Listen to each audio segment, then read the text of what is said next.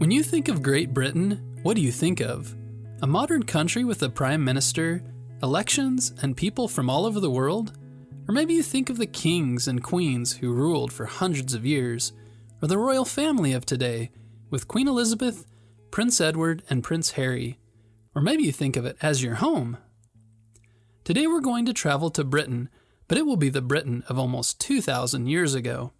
This was before the kings and queens we think of as being a major part of England's history. We're going to meet a queen, though. This queen ruled an ancient tribe called the Iceni.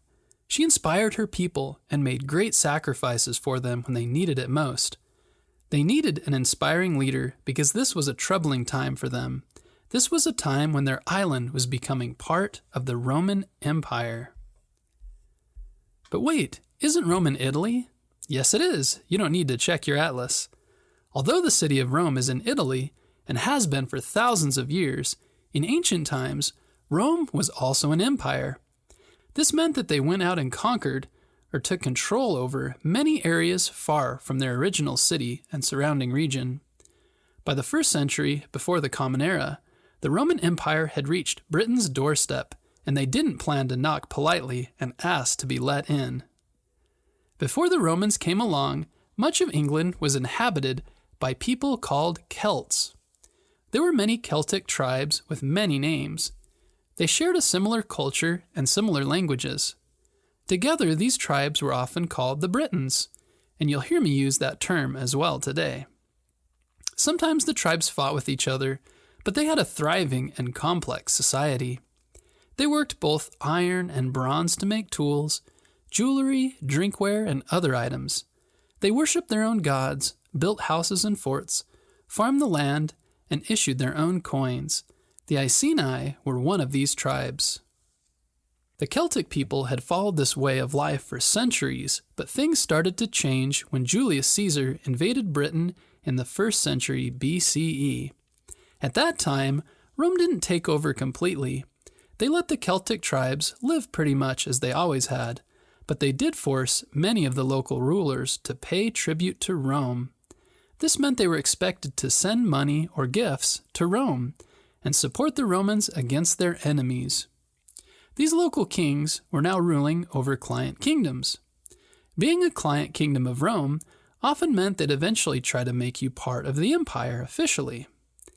Later in the middle of the 1st century CE, that's exactly what happened. The Roman Emperor Claudius conquered the southern part of Britain and made it an official Roman province. The Roman conquest meant big changes for the Celtic tribes who lived in the area or nearby. The Romans sent a governor to run the province and set up a capital city. They brought along many new luxuries from the continent as well, such as food and drinks, glassware, and jewelry. The Romans wanted to teach the Celtic people how to live like Romans, but they also needed places for their retired soldiers to live. The Roman Empire had made a promise that if you joined the military, they'd give you a piece of land to farm when you completed your service. Many poor citizens thought this was a great offer. Most of the land closer to Rome in Italy belonged to a few very wealthy nobles who used slaves to farm it. This left very little land for the poor to live on or to farm. So part of the reason Rome conquered so many other tribes and kingdoms was to give their poorer citizens, especially soldiers, a place where they could have their own land. There were still many independent tribes in Britain, even after Claudius set up the Roman colony. The Iceni were one, and they lived in the eastern part of England. After Claudius set up the Roman province of Britain, he let the Iceni live as a client kingdom under their own king. His name was Prasutagus. Prasutagus had a wife named Boudica, and 2 daughters who lived with him. The Romans allowed him to keep control over his small kingdom. When Prasutagus passed away, he left his home and land to his 2 daughters and to Rome. But Romans acted as though he had left it to Rome alone. They treated his widow, Boudica, and his daughters very badly, even beating them. They also took away all the land, possessions, and money he had wanted his daughters to have. The Roman veterans also began treating the local British people very poorly, stealing their land and even forcing some of them into slavery. This made them angry. When they saw how Boudica and her daughters were being treated, they became even angrier and began to rebel. The tribes in Britain decided to join forces. They chose Boudica to lead them. She was a powerful woman. A later Roman historian described her as very intelligent and strong-willed. She was tall, with fierce eyes and long hair the color of a lion's mane. She led the Britons in an attack on the capital of Roman province Camalodunum. The Romans thought it was very strange and inappropriate for a woman to lead an army. At first, they may have thought she couldn't do a very good job. The Roman leaders didn't send enough troops to defeat the rebels. The governor himself was with his army in another part of England, trying to win even more territory for Rome. But having Boudica as their commander wasn't that unusual for the Britons. Women from Celtic tribes often led soldiers into battle. This allowed the Britons to win their first victory at the Roman capital easily. Next, they went on to attack and raid the towns of Verulamium and Londinium. You might know Londinium by its modern name, London.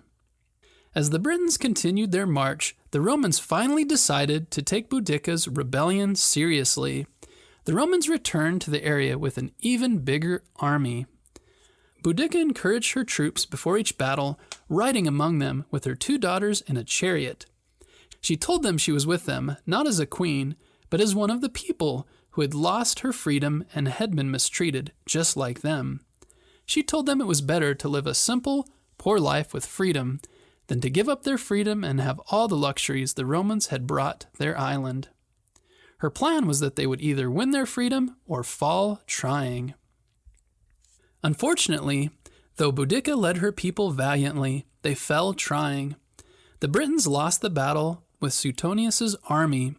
Boudica died alongside many of her people. Their part of Britain was now Roman. Over the next 20 years, the Romans would expand their territory in Britain almost all the way to Scotland in the north of the island.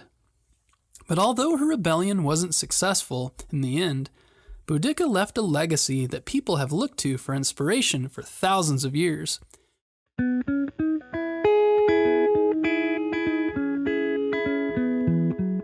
Artists and poets, especially many from Britain, have found inspiration in Boudica's story. Poets like Alfred Lord Tennyson and William Cowper wrote poems celebrating her story, and many artists have memorialized her in paintings and sculpture. A bronze sculpture of Boudica stands near the Palace of Westminster in London, where the British government meets. It shows Boudica and her daughters riding in their chariot as she rallied the soldiers. Boudica also helped inspire women in England to fight for the right to vote in the early 20th century. These women, called suffragists, would carry a banner with Boudica's name on it as they marched in the streets, demanding that they be allowed to vote. Standing up for what you believe is right isn't always about winning, and you don't have to win every time in order to inspire people and make progress. Boudica stood up not just for her family or her tribe, but for her entire culture. She stood up for ideals like freedom and self-determination, even when it was clear that she would most likely not succeed. Standing up for what is right, even if you don't win, is always worthwhile.